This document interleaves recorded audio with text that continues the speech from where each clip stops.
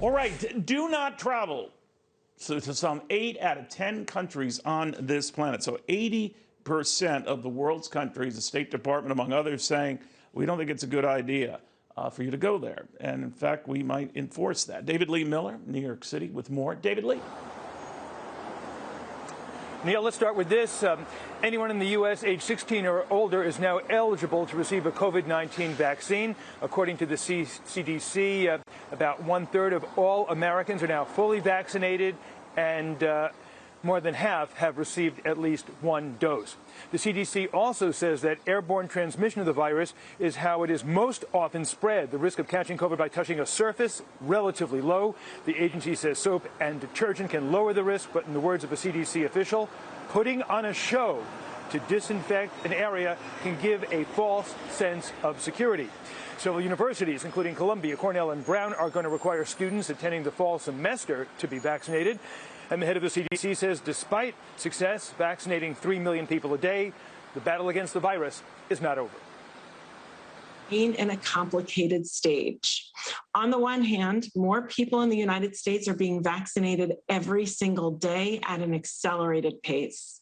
On the other hand, cases and hospitalizations are increasing in some areas of the country, and cases among younger people who have not yet been vaccinated are also increasing.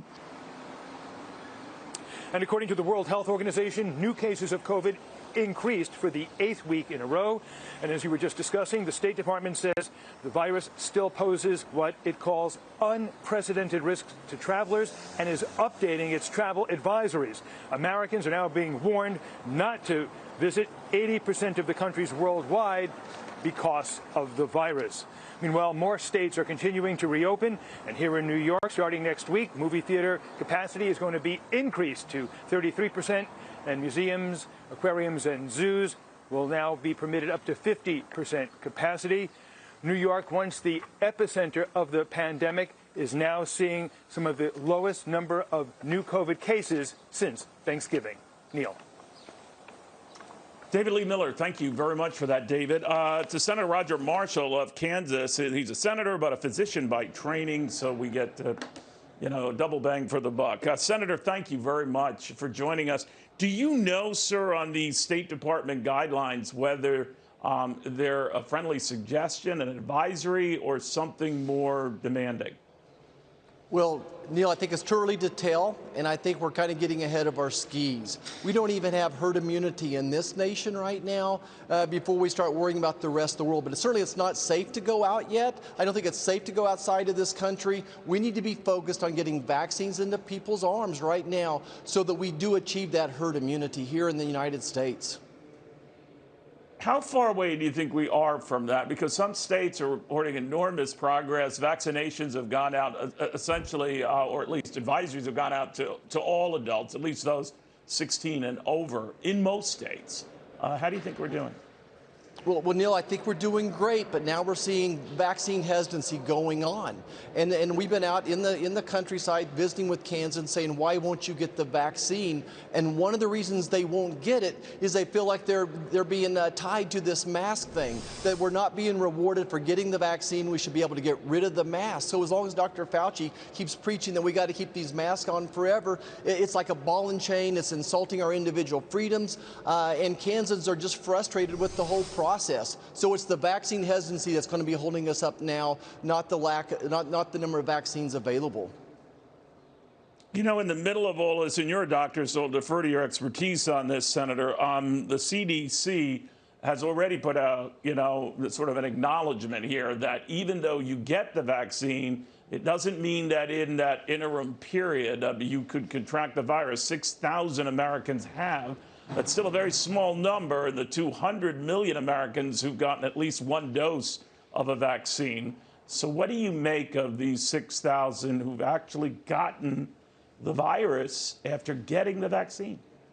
It's a miracle. It's a miracle that only 6,000 people out of, 137 million people have got the virus. But more importantly, none of those people had to be hospitalized or have died, to my knowledge. So the vaccine works. and really it really renders this COVID virus as harmless as the seasonal flu and maybe even a seasonal cold. And that's why I think we can lose the mask mandate now, that the vaccines actually work. I'm not convinced that all these other mandates truly have proven to work at this point in time, but we know the vaccines work, and that's why people need to go get their vaccine so they can be as free as they once were before, so that you can see your parents and to protect your parents, protect your children, protect your grandchildren. Please, I'm pleading with people to go get the vaccine.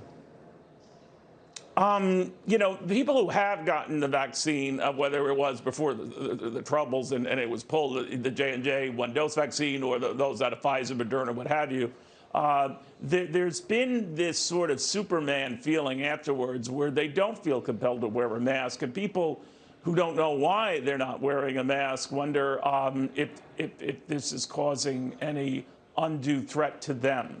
What is the medical read on that, doctor? I know your own view on masks, but isn't it the better part of valor for those who've gotten the vaccine to still wear the mask so as not to alarm those who don't, know that you've been treated? Well, Neil, I don't follow that logic too well. The whole purpose of the vaccine was to protect us from getting the virus. There's less than a 5% chance that we would carry the virus after we've had the vaccine. So really, we're approaching herd immunity. Certainly, there's a small group of people that maybe feel comfortable to still wear the mask, but I don't think that they should take away from our freedoms. No more. You shouldn't be asking a person to wear a mask because of COVID-19 that's had the vaccination any more than you should be asking people that had the sniffles or had the seasonal flu. I think it's overreach and treading on my individual liberties and my individual rights, and everybody's kind of just tying this control with the mask to the rest of our God-given civil rights right now. So I think the mask thing has got to go. We need the freedom to stop wearing masks after you've had the vaccine. What about the freedom to ignore some recommendations that have been popping up, Senator, that we might have to get booster shots for this vaccine, or at the very least treat it as we do the common flu and get a vaccine or a COVID shot every year? How do you feel about that? Well, I think, again, we're getting out in front of our skis. I can certainly understand the theory of it. Much like the flu shot we get each year, the flu shot's a little bit differently. They try to predict what flu is going to be hitting the countryside this year. And just like this, maybe there'll be new strains that develop. That's another reason we need the research from China. We need to go way back to the bat studies on this virus to understand how it mutates so we can better predict what we need in the future going on here. All right. Senator, I want to thank you very much. You clarified a lot of things. I'm glad I heard it from both the perspective of a U.S. Senator and a pretty good doctor. I appreciate that. Senator Roger Marshall of Kansas on all of that.